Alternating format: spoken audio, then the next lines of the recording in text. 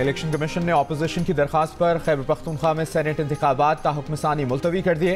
Opposition के अहमद करीम कुंडी ने सूबा इलेक्शन कमिश्नर को दरखास्त में मौक़िफ़ इख्तियार किया था कि हमारे 25 अरकान से अभी तक हलफ नहीं लिया गया, सेनेट इलेक्शन मुलतवी किया जाए। सूबा इलेक्शन कमिश्नर ने अपोजिशन की दरखास्त पर चीफ इलेक्शन कमिश्नर से राबता किया था।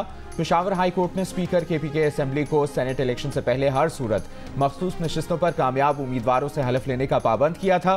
इलेक्शन कमीशन ने मुतनब्बे किया था कि मखसूस नशिस्तों पर मुंतखब अरकान की हलफबरदारी न होने की सूरत में खैबर पख्तूनख्वा में इलेक्शन रोके जा सकते हैं।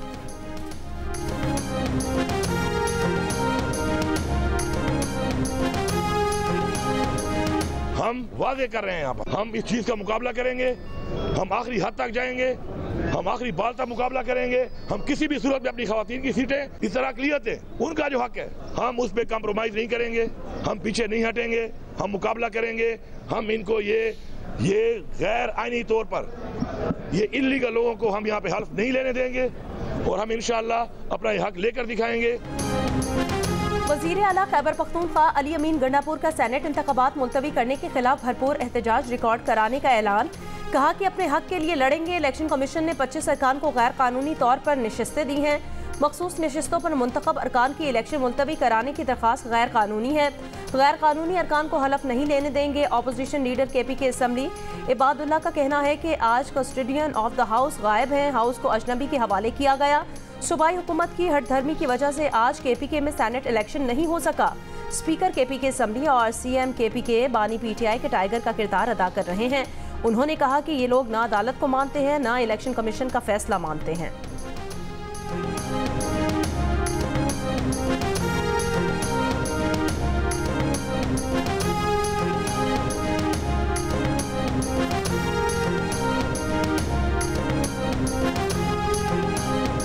हमने फर्स्ट डे से कहा था कि ये कस्टोडियन ऑफ द हाउस है, लेकिन आज कस्टोडियन ऑफ द हाउस गायब भी है और उस हाउस को किसी अजनबी के हवाले किया गया था। ये लोग न कोर्ट्स को मानते हैं, न इलेक्शन कमीशन को मानते हैं, न कानून को मानते हैं, न आईन को मानते हैं। ये मानते हैं तो कैदी नंबर क्या है वो नाम मुझे याद नहीं है, उसके डायरेक्शन को मानते हैं। ये इंतखाबात जो है खैबर पख्तूनख्वा के इसलिए मुलतवी कर दिए हैं क्योंकि हाउस कंप्लीट नहीं है।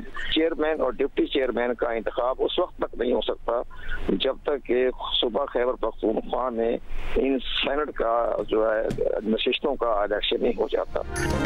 साबिक secretary election commission Kanwar Dilshad का कहना है कि सेनेट इंतखाबात इसलिए मुलतवी किए क्योंकि हाउस मुकम्मल नहीं है।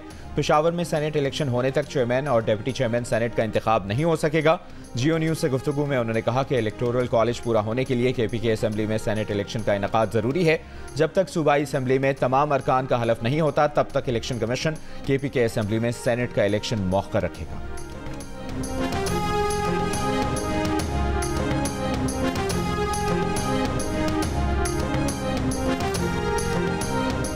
सेनेट की 30 नशिस्तों पर इंतखाब के लिए पोलिंग जारी। 59 उम्मीदवार मदे मुकाबिल 18 उम्मीदवार बिला मुकाबला मुंतखब हो चुके।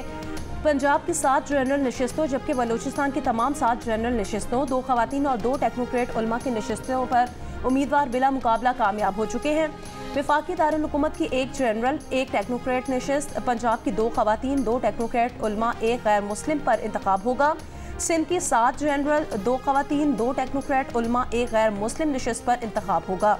बलूचिस्तान की तमाम सीटों पर उम्मीदवारान बिला मुकाबला मुंतखब हो चुके हैं। पोलिंग शाम 4 बजे तक जारी रहेगी। हम सियासी इस्तेहकाम के लिए PTI की तरफ हाथ बढ़ाने को तैयार हैं, लेकिन कुछ जिम्मेदारी तो PTI की भी है, वो भी सियासी इस्तेहकाम के लिए अपना किरदार अदा करें।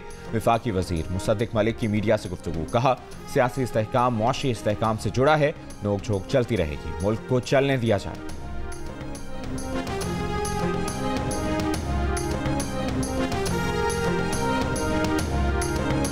वज़ीर आला सिंध मुराद अली शाह का कहना है मुकाबले को आने वाले बॉयकॉट कर गए। दावा किया कि पीपल्स पार्टी 12 नशिस्तें जीतेगी। कहा कि सिंध में अमन अमान की सूरत हाल तसल्ली बख्श नहीं।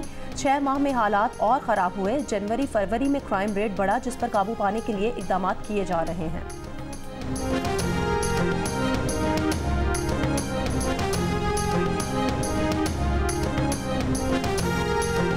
MQM पाकिस्तान के रहनुमा फैसल सब्जवारी का कहना है कि पुलिस और क्रिमिनल्स कराची में ईद मनाने आए हुए हैं। जितनी किलिंग कराची में हो रही है कहीं और होती तो ऑपरेशन के मुतालिबात सामने आ जाते। बोले हमारे लोगों को मारा जाता रहा तो हम हुकूमत छोड़ेंगे। फैसल सब्जवारी का वफाकी वज़ीर दाखिला से कराची आकर MQM नुमाइंदगान से मसाइल सुनने का भी मुतालबा।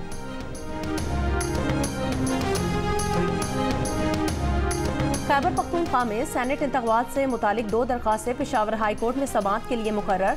मखसूस नशिस्तों पर मुंतखब अरकान से हलफ लेने के लिए पेशावर हाई कोर्ट के फैसले पर नज़रसानी दरख्वास्त को समाअत के लिए मुकर्रर कर लिया गया। पेशावर हाई कोर्ट के जस्टिस SM अतीक शाह और जस्टिस सैयद अरशद अली दरख्वास्त पर समाअत करेंगे। पेशावर हाई कोर्ट में इलेक्शन कमीशन के ऑर्डर के खिलाफ आजम स्वाति की दरख्वास्त भी समाअत के लिए मुकर्रर कर ली गई। सेनेट उम्मीदवार आजम स्वाति ने इलेक्शन कमीशन के सेनेट इंतखाबात को मखसूस नशिस्तों पर मुंतखब अरकान के हलफ से मशरूत करने के फैसले को चैलेंज किया हुआ है।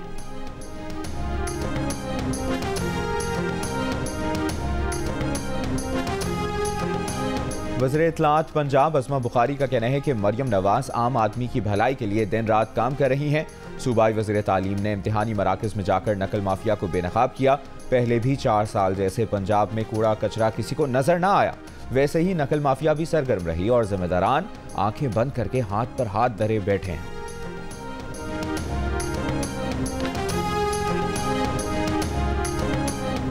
बानी PTI और बुशरा बीबी के खिलाफ 190 million pound case. Bushra Bibi को सख्त सिक्योरिटी में बनी गाला से अडियाला जेल पहुंचा दिया गया। केस की समाअत जज एहतसाब अदालत नासिर जावेद राना अडियाला जेल में करेंगे। नैब की जानिब से पेश 10 गवाहान की शहादत रिकॉर्ड 5 पर जरा मुकम्मल की जा चुकी। अदालत ने आज मजीद गवाहों को तलब कर रखा है। इस्तेहकाम पाकिस्तान पार्टी के ऑन चौधरी की कामयाबी के खिलाफ PTI के सलमान अकरम राजा की दरखास्त पर लाहौर हाई कोर्ट ने दरखास्त के काबिल समाअत होने पर फैसला महफूज कर लिया।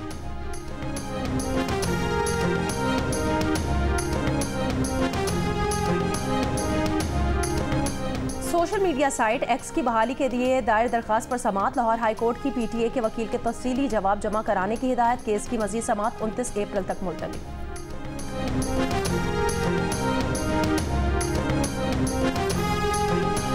इस्लामाबाद हाई कोर्ट के 6 जजेस के खुफिया इदारों पर मुदाखलत के इल्ज़ाम का सुप्रीम कोर्ट ने आज खुद नोटिस ले लिया। चीफ जस्टिस ऑफ पाकिस्तान की सरबराही में 7 रुकनी बेंच कल समाअत करेगा। बेंच में justice Mansoor Ali Shah, justice Yahya Afridi, justice Athar Minallah, justice Musarrat Hilali, justice Jamal Mandokhail और जस्टिस नईम अख्तर अफगान भी शामिल। साबिक चीफ जस्टिस तसद्दुक जिलानी ने जजेस खत पर कायम इंक्वायरी कमीशन की सरबराही से माजरत कर ली। जियो न्यूज़ के प्रोग्राम आज शाहजेब खानजादा के साथ में बताया कि वो सुप्रीम कोर्ट के असखुद नोटिस से पहले ही कमीशन की सरबराही से माजरत कर चुके थे। तसद्दुक जिलानी का टर्म्स ऑफ रेफरेंस पर तहफ़्फ़ुज़ात का इज़हार।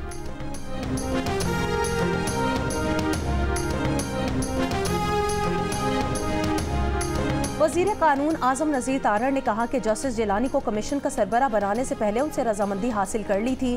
काबीना की तरफ से कमीशन के TORs की मंजूरी के बाद वज़ीर आज़म की हिदायत पर उन्हें TORs भी भेजे गए। प्रोग्राम आज शाहजेब खानजादा के साथ में बात करते हुए कहा, तसद्दुक हुसैन जिलानी के इनकार के बाद सुप्रीम कोर्ट की जानिब से सू मोटो लेना दुरुस्त फैसला है। मामले की समाअत में फुल कोर्ट की ज़रूरत नहीं समझता। हुकूमत को कोई एतराज़ नहीं कि मामला 7 जजेस सुने या 14 या 15 जजेस सुने। PTI रहनुमा हामिद खान ने कहा, चीफ जस्टिस ऑफ पाकिस्तान ने 6 जजेस के खत के मामले पर इस्लामाबाद में मौजूद तमाम जजेस का बेंच बना दिया है। उम्मीद है ईद के बाद मामले की फुल कोर्ट ही समाअत करेगी। 6 जजेस के खत के मामले में सियासी जमातें ना ही पढ़ें तो अच्छा है। ये वकला और जजेस का मामला है, इसे बार और रदिया के सुपुर्द करना चाहिए।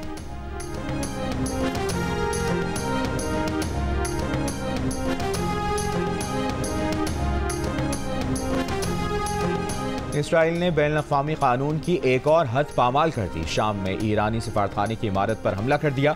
पासदारान इनकलाब के अल-कुद्स ब्रिगेड के कमांडर मोहम्मद रजा जाहिदी, 7 ईरानी फौजी अफसर समेत 8 अफराद जाँ बहक। ईरानी सफ़ीर महफूज रहे। ईरान का कहना है कि हमले के नताइज का जिम्मेदार इसराइल होगा। दानिशमंदी के साथ वक्त पर जवाब देंगे। ईरान का अक़वाम मुत्तहिदा से हमले की मसम्मत का मुतालिबा। सऊदी अरब ने हमले को आलमी सिफारती क़वानीन और सिफारती इस्तिस्ना के क़वाइद की खिलाफ वर्जी करार दे दिया। कहा, सिफारती सहूलियात को निशाना बनाने के अमल को मुस्तरद करते हैं।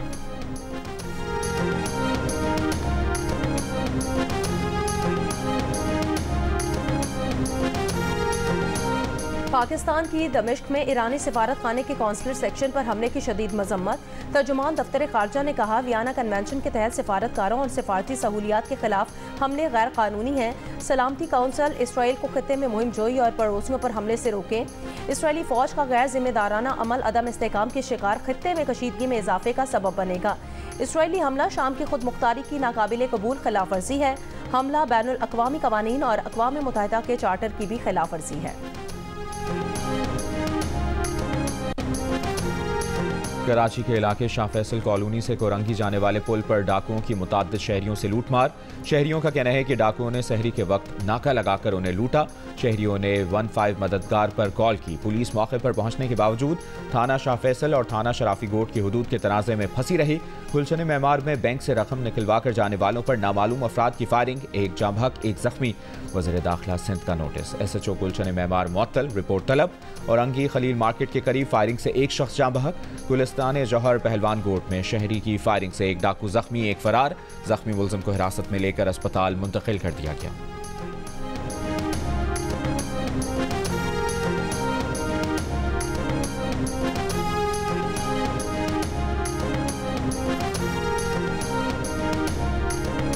पेशावर के इलाके मथुरा में एहलकार के मकान पर दस्ती बम हमला, कोई जानी नुकसान नहीं हुआ। पुलिस का कहना है चंद रोज पहले अफगानिस्तान से नामालूम अफराद ने खुद को TTP का नुमाइंदा जाहिर करके 3 करोड़ रुपए भत्ते का मुतालबा किया।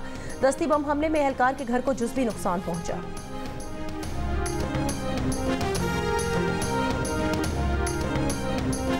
सिंध और पंजाब के कच्चे के इलाकों में पुलिस की कार्रवाइयां। अगवा किया गया ट्रक ड्राइवर और स्कूल टीचर बाजियाब।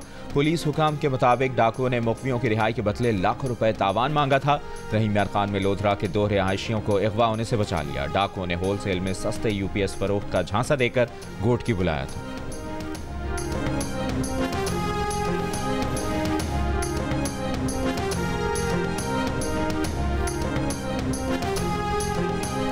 रमजानुल मुबारक के दौरान अशिया ज़रूरिया की कीमतों में इजाफा। मार्च में महंगाई में 1.7% इजाफा हुआ। विफाकी इदारा शुमारियात के मुताबिक फल 22%, सब्जियां 13%, गोश्त 4%, दाल मूंग 2% महंगी हुई। मशरूबात, तैयार खुराक, चीनी, मसाले और बेसन की कीमतों में भी इजाफा हुआ। टमाटर 52%, प्याज 28% और आलू 24% तक महंगे हुए। गुज़श्ता माह बिजली 5.11%, टेलर फीस 3.13% और गारमेंट्स 2.22% महंगे हुए। इंतहाई गरीब ख़वातीन मेरी दुकान पर आई और उन्होंने कहा कि 2 यतीम बच्चों के कपड़े सिलाई करने हैं और हमारे पास पैसे नहीं हैं। तो मैंने उनको कहा ठीक है, हम सिलाई कर देते हैं। जब वो वापस कपड़े लेने आई तो उनकी खुशी और उनके बच्चों की खुशी देखकर मेरे दिल में ख्याल आया कि आइंदा हर यतीम बच्चे के कपड़े मैं फ्री सिलाई करूँगा। कपड़ों की मुफ्त सिलाई भी और 200 रुपए ईदी भी।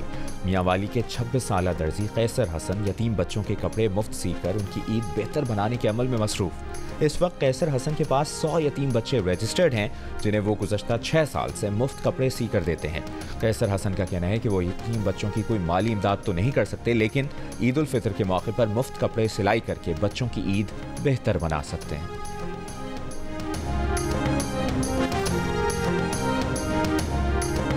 जो जोड़ा मुझे 1500 का मिलता था तो इस बार वो 2000 या 2500 का मिलता है। पिछले साल हमने तो 3 जोड़े खरीदे थे और इसी साल सिर्फ 1 जोड़ा खरीदा है। वो वजह यही है कि महंगाई है, बहुत ज़्यादा है महंगाई। पिछले साल से तकरीबन इस साल जो कस्टमर रेशियो है वो कम हो चुकी है। ठीक है, ज़्यादा नहीं कह सकते बट थोड़ी सी इफेक्ट हो चुकी है क्योंकि प्राइस जो है वो थोड़े से बढ़ गए। ईद हो या खुशी का कोई दूसरा मौका, पेशावरी चप्पल पहनना रिवायत का हिस्सा है, लेकिन ईद के मौके पर पेशावरी चप्पल की मांग और कीमत दोनों में इजाफे ने शहरियों की कुव्वत खरीद मुतासिर कर दी है। कहते हैं गुज़श्ता साल 1500 रुपये कीमत वाली पेशावरी चप्पल इस साल 3000 तक फरोख्त की जा रही है।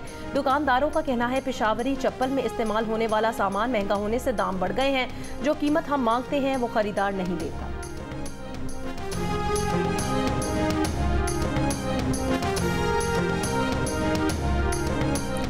तनख्वाहें ना मिलने पर कोट अद्दू में म्यूनिसिपल कमेटी मुलाजमीन का भीख मांग कर एहतजाज। कहा 3 माह से तनख्वाहें और पेंशन नहीं मिली।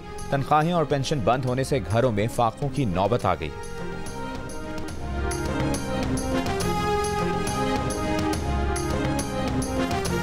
नेपरा ने मुल्क भर में बिजली ₹2.75 फी यूनिट महंगी करने का नोटिफिकेशन जारी कर दिया। बिजली रवा माली साल की दूसरी छमाही एडजस्टमेंट की मद में महंगी की गई।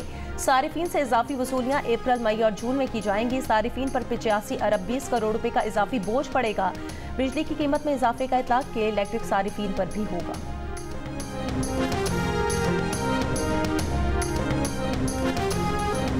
पाकिस्तान समेत दुनिया भर में आज ऑटिज्म डे आगाही का दिन मनाया जा रहा है। ऑटिज्म ऐसा ज़हनी आर्जा है जिसमें किसी शख्स को बातचीत, मेलजोल, सोच समझ और अपने हवास को कंट्रोल करने में मुश्किलात पेश आ सकती हैं। ये दुनिया को मुख्तलिफ अंदाज से देखते और समझते हैं। ऑटिज्म का शिकार हर बच्चा दूसरे से मुख्तलिफ होता है और इसकी अलामात भी दूसरे ऑटिज्म बच्चों से मुख्तलिफ होती हैं।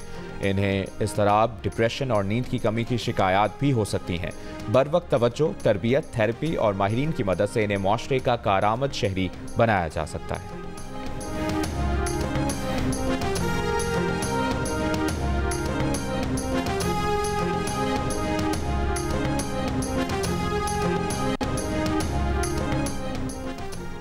इसराइली फौज का दीर अल बला में अमरीकी इमदादी ग्रुप वर्ल्ड सेंट्रल किचन के अमले की 2 कारों पर मुश्तमिल काफिले पर हमले में 2 वर्ल्ड सेंट्रल किचन के अमले के 7 अरकान और फलस्तीनी ड्राइवर मारे गए। इसराइली हमले का निशाना बनने वालों का ताल्लुक ऑस्ट्रेलिया, बरतानिया और पोलैंड से है। वर्ल्ड सेंट्रल किचन का गजा में ऑपरेशन रोकने का ऐलान, इसराइल से अंधाधुंध कत्लेआम बंद करने का मुतालिबा। कहा, नक्लो हरकत से मुतालिक इसराइली फौज से राब्ते में होने के बावजूद हमारी टीम को निशाना बनाया गया। ये हमला सिर्फ वर्ल्ड सेंट्रल किचन पर नहीं, ये इंसानी हमदर्दी की तंजीमों पर है। ऑस्ट्रेलवी वजीर आजम का ऑस्ट्रेलवी इमदादी कारकुन के कत्ल की मुकम्मल तहकीकात का मुतालबा। कहा, वाक़े पर इसराइली सफ़ीर को तलब किया जाएगा। अमरीका ने भी इमदादी तंजीम पर इसराइली हमले को परेशान कुन करार देते हुए इसराइल से तहकीकात का मुतालबा कर दिया।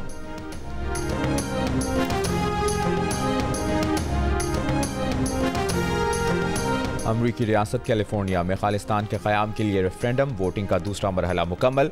मजमूई तौर पर 2 लाख सिखों ने वोट डाला। पहले मरहले में वक्त खत्म हो जाने के सबब कई हज़ार सिख अपना वोट नहीं डाल सके थे। वोटिंग के दौरान भारत के खिलाफ नारे। रेफरेंडम का अगला मरहला 28 जुलाई को कैलगरी, कनाडा में होगा। सिख रहनुमा गुरबचन सिंह ने कहा कि भारत सिखों की नस्लकुशी में मुलविस है। भारत से आज़ादी हासिल करने की सिख हर मुमकिन कोशिश करेंगे।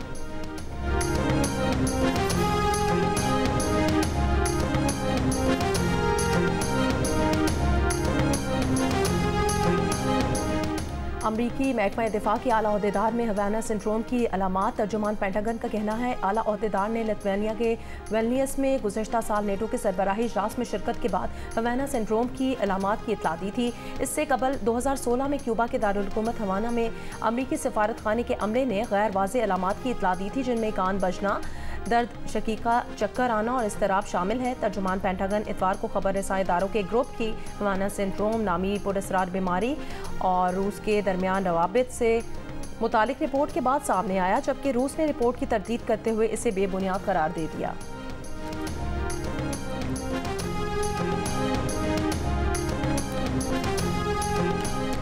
Army school of physical training में क्रिकेटर्स की मुख्तलिफ मशकें और सरगर्मियाँ। प्लेयर्स की एकेडमी में ज़ेर तरबियत कैडेट्स से मुलाकात। कौमी क्रिकेटर्स ने मिलिट्री कैडेट्स के साथ वक्त गुजारा और तस्वीर भी बनवाई।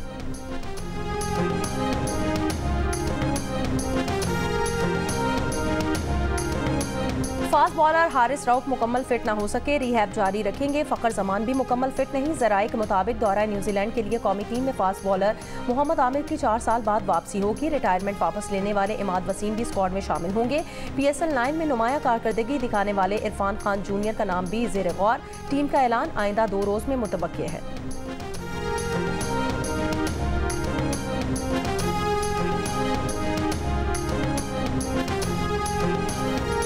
चारसद्दा में दरियाए स्वात के साहिल पर ऑफ रोड जीप रैली का इनेकाद। कहीं कीचड़, कहीं पानी और कहीं पत्थरों की रुकावट।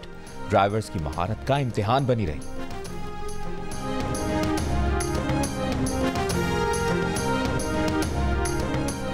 साबिक टेस्ट क्रिकेटर और नामवर बैट्समैन असद शफीक के साथ कहकहों भरी गुफ्तगू। हंसना मना है में देखिए जुमा शब 11:05 पर सिर्फ जियो न्यूज़ पर।